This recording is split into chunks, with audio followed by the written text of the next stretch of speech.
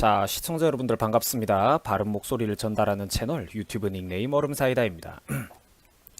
여러분들 지금 여기 영화 속의 전쟁터의 한 장면 보이십니까? 바로 2차 세계대전 때 그 영화인데요.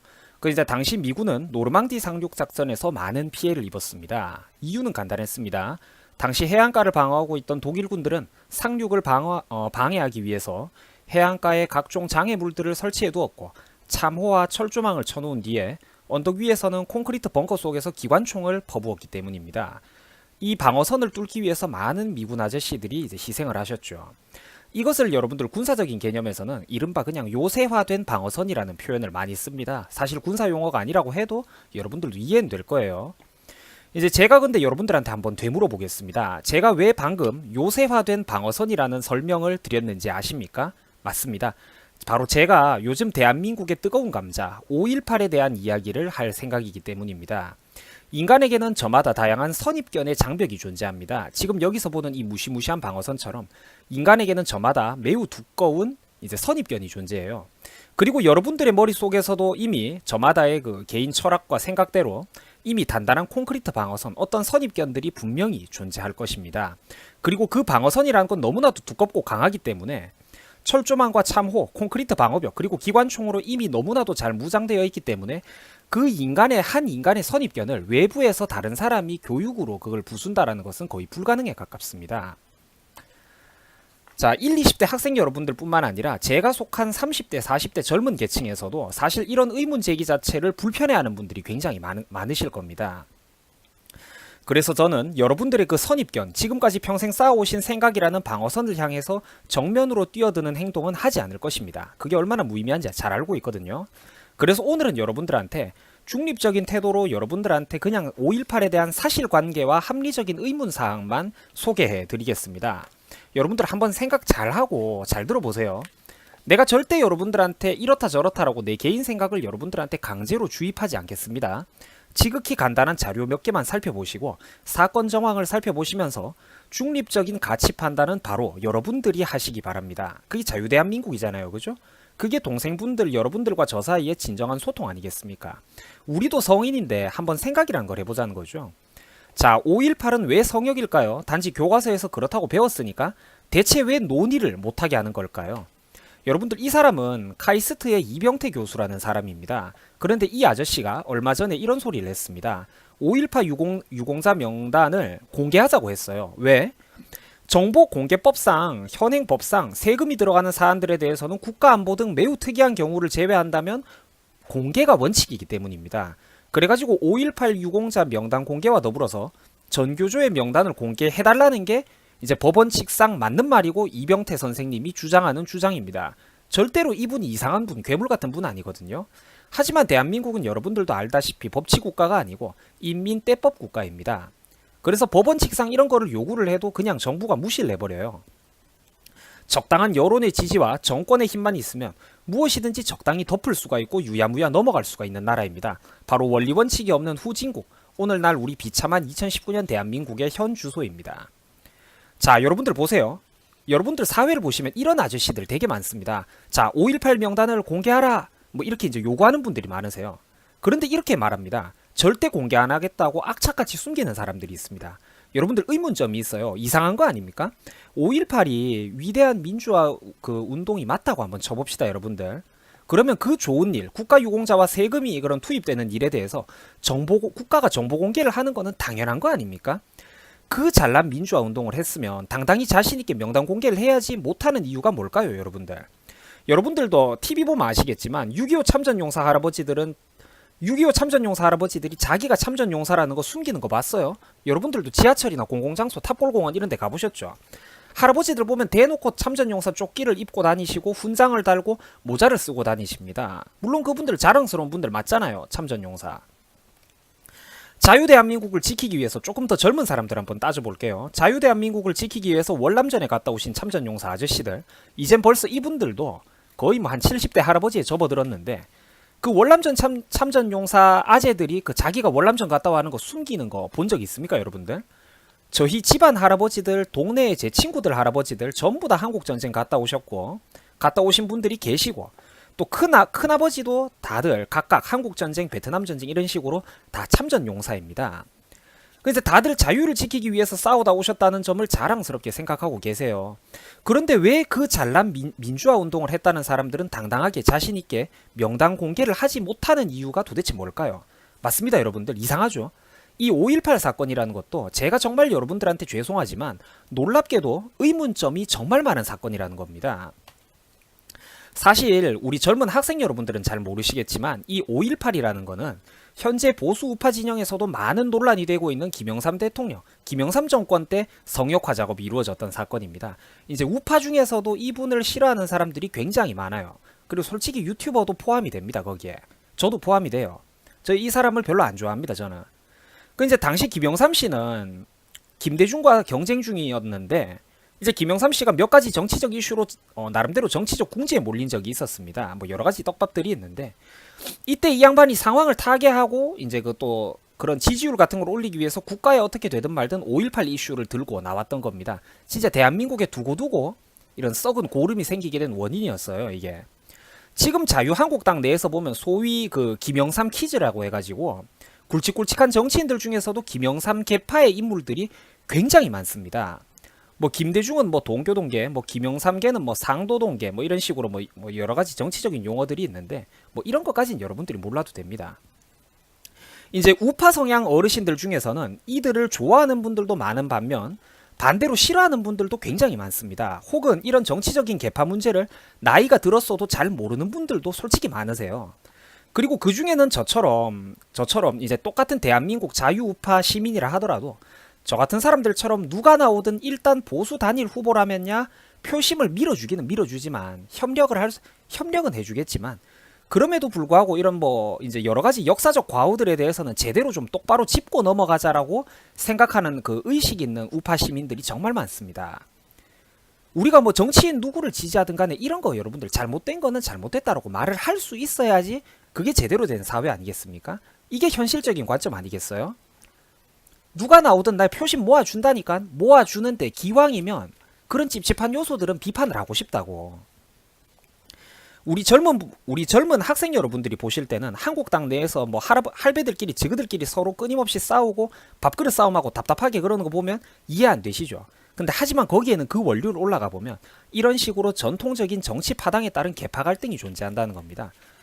뭐 사실 비참한 거긴 해요. 지금 때가 어느 때인데 여러분들 뭐 국사 교과에서 보듯이 뭐 동인이니 서인이니 노론이니 소론이니 또 그 안에서도 뭐 무슨 계파 나뉘고 진짜 구역질이 나죠. 한국 정치 수준을 보면 솔직히. 서로 당권을 차지하려고 하기 때문에 사실 이게 한쪽 계파를 완전히 찌그러뜨리고 제압하기 전까지는 이 잡음이 절대 멈출 수가 없을 겁니다. 이제 더러운 권력의 속성이에요. 이제 우리 좀 젊고 신선한 나랑 여러분들의 관계처럼 좀 좋게 서로 생각이 좀 다르더라도 협력적으로 가면 참 좋을 텐데 저 안에 있는 영감들끼리는 밥그릇이 걸린 문제다 보니까 그게 잘 안 되는가 봅니다. 어쩌면 그런 순진하고 깨끗한 생각을 아직까지도 갖고 있다는 것 자체가 바로 나와 여러분들이 젊다라는 증거일지도 모르겠습니다. 한국당 아재들이 협력은 못하고 서로 죽일 듯이 싸우는 모습을 볼 때 그런 모습을 볼 때마다 저는 앞으로도 제가 오랫동안 젊음을 유지할 수 있으면 좋겠다라는 생각을 종종 합니다. 자, 다시 여러분들 5.18에 대한 본론으로 넘어가겠습니다. 5.18 뭐 좋습니다. 여러분들의 자유 판단에 맡길게요. 제가 절대로 어떻다라고 말 안 할 겁니다. 제가 지금 2번, 3번 강조하고 있죠. 여러분들의 선입견에 내가 그 기분을 거스르고 싶지 않기 때문이에요. 부드럽게 한번 들어보세요. 하지만 여러분들 이 5.18 사건이라는 걸 여러분들이 볼 때마다 이게 여러분들 해마다 북한에서도 기념하고 북한 교과서에서도 다루고 있는 사건이라는 건 혹시 알고 계셨습니까? 5.18 유공자 중에서 북한으로 월북한 사람이 있다는 것도 알고 계셨나요? 아마 우리 젊은 분들 대다수가 잘 모르셨을 겁니다. 여러분들 이 할아버지는 황장엽이라는 사람인데 이 아저씨는 북한의 체제 모순의 회의를 느끼고 탈북한 사람입니다. 북한의 공산당 안에서 엄청 높은 자리까지 갔던 사람인데도 불구하고 북한의 체제 모순의 환멸을 느끼고 탈출한 사람이에요. 이 아저씨가 이런 말을 했습니다. 광주 학생 문제 뒤에는 그들을 뒤에서 사주한 북한 공명주의자들이 있다. 조선노동당 대남부서에 소속된 사람들 중에서 상당수가 광주 민주화운동이 끝난 뒤에 일제히 훈장을 받았다. 여기서도 똑같은 내용입니다. 조선노동당 대남부서 소속 사람들 상당수가 북한 사람들이 광주 사건이 끝난 후에 대량으로 훈장을 받았다. 여러분들 좀 이상하지 않습니까? 북한에서도 광주 사건에 대한 삐라와 포스터를 지속적으로 뿌리고 교과서에서도 호의적으로 서술을 하는데 뭔가 이거 좀 이상하지 않습니까? 북한 교과서에서는 5.18 광주 사건에 대해서 이렇게 다루고 있습니다. 남한의 민주화, 시위, 반정부 운동이자 파업이다. 김일성 교시에 따라서 발생했다. 광주 민주화 운동은 주체의 기치를 따른 가장 성공적인 인민혁명 사건이다. 여러분들 이거 좀 이상하지 않습니까? 제가 지금 절대로 제 개인 생각을 여러분들한테 주입하는 거 아닙니다. 여러분들이 객관적으로 한번 판단을 해보세요. 학생 여러분들이 지금 성인, 유권자 혹은 삼국지 소설 속에 등장하는 참모나 작은 세력의 군주가 됐다고 쳐봅시다. 학생 여러분들이. 남이 도와주지 않아요. 여러분들 앞가림은 여러분들이 해야 되는 거야. 유권자로서. 그러면 이 중립적인 가치 판단을 남의 말이 아니라 스스로 한번 해보시라고. 이런 사건을 보면서. 그리고 밑에 사진도 한번 봅시다. 여러분들이 밑에 사진요. 서울과 인천은 세계 최대의 공해 도시랍니다. 북한 교과서에서. 경기도는 미제 침략군을 위한 기지촌이라고 하고 구미공단은 노동 착취공간 등 한국 도시에 대해서 욕설만 늘어놓고 있습니다. 마산 수출 자유지역 한번 보세요. 외국 자본가들의 노동자 어간마당이래요. 근데 깨알같이 광주에 대해서는 인민 봉기의 땅이라고 표현을 하고 있습니다. 여러분들 뭔가 좀 이상하지 않습니까? 미세먼지, 공기오염은 중국에서 일으키는 것 아닌가요? 경기도가 미제 침략군을 위한 도시입니까 여러분들? 구미공단이 노동 착취의 공간인가요? 정말로? 대기업 공장들 다 빠져나가고 구미 경제가 지금 얼마나 많이 침체되어 있는지 알고 계세요 여러분들? 지금 거기 지역 주민들이 얼마나 고통받고 있는지 알고 계세요? 지금 다시 대기업 공장들 SK 하이닉스 들어오라고 애쓰는 구미 시민들의 그런 노력이 과연 그분들이 일자리에서 대기업한테 강제로 노동 착취당하는 분들이었다면 구미에 살고 계시는 구미 시민분들께서 일자리 좀 제발 돌아와라 들어와라 라고 노래를 부르겠습니까? 노동 착취당하는 거면? 그런 나쁜 억압하는 대기업 나갔다고 좋아하지 왜 들어오라고 애를 쓰겠어요? 유치하려고. 기업을 유치하려고 왜 애를 쓰겠냐고. 한번 여러분들이 진짜 지금 한 중학생 이상만 돼도 이런 이야기를 들을 때 뭔가 냉정한 생각이 돼야 된다니까. 북한 교과서 속에 등장하는 그런 광주 민주화 운동 언급 다시 한번 살펴보세요 여러분들. 남한의 민주화 시위 반정부 운동이자 파업이다. 김일성 교시에 따라 발생했고 광주 민주화 운동은 주체의 기치를 따른 가장 성공한 인민혁명 사건이다. 좀 이상하지 않습니까 여러분들? 내가 절대로 여러분들한테 지금 뭐 위험한 생각을 잘못된 생각을 막 이렇게 내가 막 강제로 주입하는 거 절대 아니거든요. 여러분들 이거 한번 보세요. 해마다 광주 민주화 운동 유공자 숫자가 가파르게 증가하고 있습니다. 광주 사건이 끝난 지가 언젠데 수십 년이 넘었는데 해마다 무슨 공무원, 회사 직원 뽑듯이 매년 수백 명씩 증가를 하고 있어요. 이게 말이 된다고 생각하십니까? 우파 정권 시절조차 이게 성장을 했고 안타까운 게 심지어 문재인 정부에 들어서 가지고는 더욱더 가파르게 증가하고 있습니다. 5개월 사이에 105명 급증 이런 거 보이시죠 여러분들? 엄청난 속도로 증가하고 있습니다. 우파 정권 때보다 10배 이상 빠른 속도예요. 아니 여러분들 광주 사건이 끝난 지가 언젠데 지금도 계속 유공자 수가 증가를 하고 있다니까? 이게 말이 됩니까? 이거 세금 다 어디서 나와요? 세금 누가 냅니까? 기업하고 국민들 아닙니까? 이런 거를 보면 여러분들 저 같은 사람들은 의문을 품을 수밖에 없는 겁니다. 지금 여러분들이 보고 계신 화면은요 5.18 유공자의 각종 보훈 혜택입니다. 중고등학교, 대학교 수업료 전부 면제, 중고대학교 학자금 지급, 장학금 지원, 그리고 취업 지원 보면 정말 가관입니다. 우리 젊은 분들 요즘 취업하기 힘드시죠? 보훈처가 희망 직장에 대해서 취업 알선을 해준다고 합니다. 모든 유공자들이 해당되고요. 배우자 및 자기뿐만 아니라 배우자 및 35세 이하 자녀들 무려 3명까지 지원이 된답니다. 5.18 가산점에 대해서는 여러분들도 한 번쯤 들어보셨을 거예요. 뭐 이른바 뭐 천룡인, 뭐 하늘이 내린 뭐 핏줄이라고 하죠. 1, 2점으로 수백 수천 명의 당락이 갈리는 공무원 시험에서 5.18 가산점을 10%씩 준다는 건 정말로 여러분들 어마어마한 수치입니다. 이것 때문에 저쪽 계열 사람들이 공직으로 엄청나게 많은 숫자가 쉽게 진출을 하는 겁니다. 이런 걸 받으니까. 5.18 명단 공개를 왜 안 하겠습니까? 저런 거 받고 들어가가지고 합격해서 들어왔다고 당당하게 밝히기가 겁나고 캥기는 인간들이 많기 때문입니다. 그 사람들이 벌써 수십 년이 흘러가지고 권력 잡고 고위직까지 진출을 했거든요. 각종 기관장이나 이런 걸로. 뿐만 아닙니다. 늙어서도 골수까지 뽑아먹어요. 병원 전액 무료에 모든 가족들 병원비 50~60%씩 감면에 늙어서도 양로 지원, 요양원 비원, 심지어 뭐 묘지 안장 비용 및 부대 비용 일부까지. 국내 항공료 30%가 무려 할인이 되고 온갖 공공장소 무료에 개인 택시 같은 밥벌이 수단까지 우선 면허가 지급됩니다. 여러분들 이거 일반 법인체 회사 소속의 그런 택시기사 아저씨들이 개인 택시 허가 받으려면 진짜 막말로 몇 년 동안 좆빠지게 그 경력을 쌓아야 됩니다. 이게 되게 이상한 거라니까요. 이런 것까지 하나하나 챙겨주는 게. 그 공항 이용료 및 주차장 할인, 자동차 검사 수수료 할인, 그리고 심지어 TV 수신료 면제, 전기요금 20% 할인, 도시가스까지 요금 할인, 각종 세금 감면, 철도, 지하철, 시내버스, 시외버스, 고속버스, 여객선, 국내선, 항공기 등등 최저 30%에서 최고 무료, 수송시설 이용료 각종 감면 혜택. 이게 뭡니까 여러분들. 6.25 참전용사, 베트남전 참전용사들도 과연 이런 혜택들 똑바로 제대로 누리고 계신가요? 천안함 연평도 사건 젊은 피해자들은요, 과연 제대로 이런 혜택들, 직간접적인 사회적으로 다양한 혜택들을 보고 있습니까? 여러분들 이거 보이세요? 5.18 유공자 명단 공개 좀 해보라고 했던 시민이 모욕으로 고소를 당했다고 합니다. 죄목이 도대체 뭡니까 여러분들? 이 사람이 어디 개인을 욕했습니까? 대상 특정은요, 이런 식으로 5.18 전체가 성역화가 되고 자유민주주의 사회에서 논의조차 불가능하도록 입을 가로막는 세상, 뭔가 굉장히 이상하지 않습니까? 아니 형이 지금 세 번째 네 번째 강조하는데, 우리 1, 20대 동생 여러분, 내가 지금 여러분들한테 내 개인 생각을 절대로 주입하는 게 아닙니다. 나쁜 생각을 강제로 주입하는 게 아니에요. 듣기 싫으면 여러분들 계속 여러분들의 선입견을 유지하셔도 됩니다. 하지만 내가 지금 이 영상 지금까지 16분 동안 떠들면서 5.18에 대해서 이게 이렇다 저렇다라고 한마디 한 번도 안 했어. 하지만 여러분들한테 내가 간절한 심정으로 물어보겠습니다. 진짜 피 맺히는 심정으로 물어볼게요. 여러분들이 지금까지 드러난 사실과 팩트들을 살펴봤을 때 기분이 어떻습니까? 뭔가 이상하지 않습니까? 이걸 보고도 정말로 아무런 의문이 안 드세요? 이 5.18 사건이라는 게 이상한 게 한두 가지가 아닙니다, 여러분들.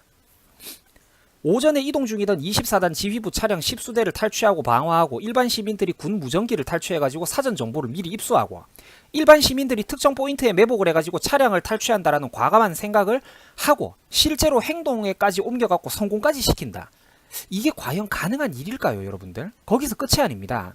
탈취한 차량들을 나눠 타고 곧바로 방산업체 아세아 자동차 공장을 습격해가지고 차량을 징발하고, 거기서 팀을 나눈 뒤에 4개의 장갑차 370대의 군용 차량 및 버스를 몰고 광활한 전라도 전역 17개의 시와 군에 분산되어 있던 38개의 무기고를 동시다발적으로 습격해가지고 당일치기 몇 시간 만에 작전을 완료한다? 여러분들, 나 이거 진심으로, 이거는 우리나라 특수부대도 연습 몇 번 안 하고 갑자기 하라고 하면 못할 것 같아요. 진짜로. 진짜 못한다니까요, 여러분들. 여러분들 이게 일반 시민이라고 볼 수 있습니까, 진짜로? 여기서 여러분들 몇몇 어떤 수치상의 사소한 오류가 있을지는 몰라도 원래 이게 워낙 이제 또 자료마다 이런 게 조금씩 나뉘니까요. 진심으로 여러분들은 이런 전개 과정 자체가 말이 된다고 생각하십니까? 아니, 나는 솔직히 말해서 우리 동생들 여러분들이나 내가 친구들하고 컴퓨터 게임 GTA나 배틀그라운드를 해도 이런 일사불란한 단체 작전은 불가능할 것 같거든요, 진심으로. 과연 여러분들 일반 시민이 매복 작전을 세우고 방산업체를 털어가지고 거기서 또 자동차를 확보할 생각을 하고, 그 자동차로 숨겨진 무기고 수십 곳을 동시다발적으로 털어가지고 무장하자는 생각을 하고, 무기들을 탈취한 후 약속된 장소에서 신속하게 재집결하고 거기에서 무기를 또 재분배하고 무기의 사용법까지 일반 시민들에게 광범위하게 교육을 한다? 이게 여러분들 과연 일반 시민들이 할 수 있는 말입니까? 아니 진짜 내가 여러분들한테 나쁜 생각을 주입하는 게 아니라 여러분들이 객관적으로 한번 생각을 해달라고. 여러분들 배틀그라운드에서 친구들하고 만약 이렇게 단체 작전을 한다고 해도 이렇게 일사불란한 작전을 할 자신이 있습니까? 내가 한번 물어보는 거라니까. 그래도 일반 시민이고 뭔 모르는 대학생들이에요. 진짜 여러분들. 1980 더군다나 여러분들이 오해하시면 안 되는 게 1980년대 당시에는 아직 한국에 자동차가 그리 많지는 않았던 시절입니다. 당연히 지금과는 달리 운전을 할 줄 아는 사람도 절대 많지 않았고요. 당시는 오토가 아니라 또 수동이었고요. 더군다나 대형 면허를 가지고 있는 사람은 더더욱 적었을 겁니다. 특수 차량이나 출애라는 더더욱 적겠죠. 그런데 여러분들 갑자기 운전을 할 줄 아는 사람이 수십 명 수백 명이 갑자기 나타나가지고, 그것도 조직적으로 완벽하게 지형 각지를 숙지해가지고 전라도의 그 광활한 지역 요소로 신속하게 분산돼갖고 작전을 펼치고 38곳의 무기고를 털고 재집결까지 해갖고 무기를 재분배까지 한다? 그리고 그 다양한 무기들을 전부 다 숙지해가지고 사용법까지 시민들한테 알린다? 이거는 여러분들 의문을 안 품는 게 등신인 겁니다. 내가 지금 4번째 5번째 반복하고 있죠. 내가 5.18에 대해서 지금까지 어떻다라고 단 한마디도 안 했습니다, 여러분들. 그렇지만 5.18이 전개된 과정들, 팩트를 여러분들한테 소개는 해드리고 있다고. 그리고 시청자 여러분들이 이걸 보면서 상식적으로 생각을 한번 해보라는 거예요, 생각을. 자, 우리 사랑하고 존경하는 유튜브 시청자 여러분들, 특히 저보다도 나이가 어린 우리 1, 20대 학생 동생 여러분들은 절대로 이 모든 사실들을 갑자기 받아들이기가 쉽지 않을 것입니다. 나도 내가 십몇 년 전에 중고등학교를 다니던 시절에 누가 이런 걸 했다면 혼란스러워가지고 그냥 머리를 닫아버렸을 것 같아요. 나도 아마 나 자신도 설득을 못했을 거예요. 하지만 지금 당장 여러분들이 생각을 안 바꾸셔도 됩니다. 이게 어리면 어린 나이 그 나름대로 선입견이 굉장히 두껍거든요. 인간의 고정관념이라는 거는. 여러분들이 지금 당장 제 생각을 듣지 않으셔도 되고 정말로 듣기 싫다면 이 영상을 그냥 끄셔도 됩니다. 여러분들. 하지만 최소한 생각을 해보자고요. 남들한테 주입받은 생각 말고 네 생각이요. 네 생각. 지금 모니터 앞에 스마트폰 앞에 앉아가지고 화면을 들여다보고 있는 바로 여러분들의 생각을 해보라고. 남의 생각 듣지 말고 하나만 생각해 봅시다. 우리가 여러분들 절대로 5.18 광주 사건의 전모는 최소한 여러분들이 그 영화 같은 데서 본 것처럼 아따 우더는 평화롭게 태극기 휘날리면서 시위하고 있었는데 갑자기 계엄군들이 개미떼처럼 몰려와가지고 대열을 맞추고는 일제히 총을 쐈단께요. 이런 그림은 절대 아니라는 겁니다. 여러분들 절대 아니라고.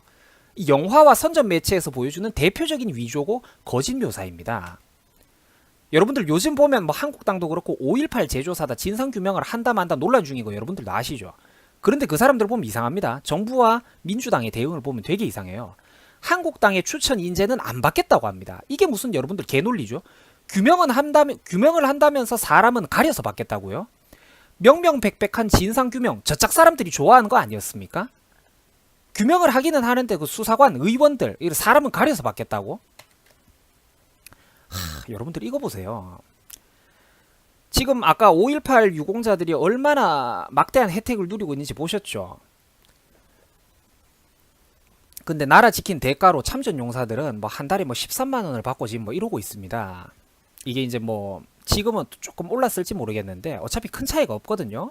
그 몇 년 이제 케어 뭐 몇 년 안 된 이런 기사들인데 6.25 참전 용사 할아버지들은 87%가 생활고에 시달리고 있고 폐지와 노쇠 그릇을 주우러 다니십니다. 이 반짝거리는 훈장이 있지만 아무 의미도 없어요. 평생 동안 북한과 공산당과 그리고 산업화 시절 가난과 싸웠던 분들이 산업화라는 나무를 심고 키워낸 분들이 정작 열매는 하나도 못 따먹고 아직까지도 가난과 싸우고 계십니다. 이분들의 삶은 평생이 전쟁터였고 지금도 바로 그 전쟁 속에서 하루하루를 치열하게 살아가고 계십니다. 폐지 수입하는 80대 6.25 참전 유공자의 한숨 보세요. 여러분들. 6.25 참전 용사 할아버지들은 폐지를 줍고 다닙니다. 이게 여러분들 이런 걸 보면서 여러분들이 그토록 깨어있는 시민이고 이분들의 희생과 헌신 덕택에 우리가 산업화 속에서 물론 부모님 1차적으로는 부모님 덕택이지만 여러분들이 그래도 이분들이 지키고 만들어 오신 산업화의 번영 자유대한민국 속에서 중고등학교를 편안하게 다니시고 컴퓨터 게임도 하고 대학교도 가고 하는 게 실제로는 그게 거대한 하나의 원으로 이루어져 있다는 겁니다. 이분들의 희생과 노력이 뭔가 직간접적으로 우리한테도 영향을 미치고 있다니까요. 하지만 이분들은 이렇게 고통스러운 삶을 살고 있습니다. 사랑하고 존경하는 유튜브 시청자 여러분들, 여러분들한테 제가 마지막으로 한 번 더 물어보겠습니다. 여러분들 이래도 제가 극우입니까? 저 괴물인가요? 그러면 형은 그냥 괴물하겠습니다. 여러분들. 이만큼 미쳐버린 사회에서 저는 그냥 극우 괴물 취급받고 살겠습니다.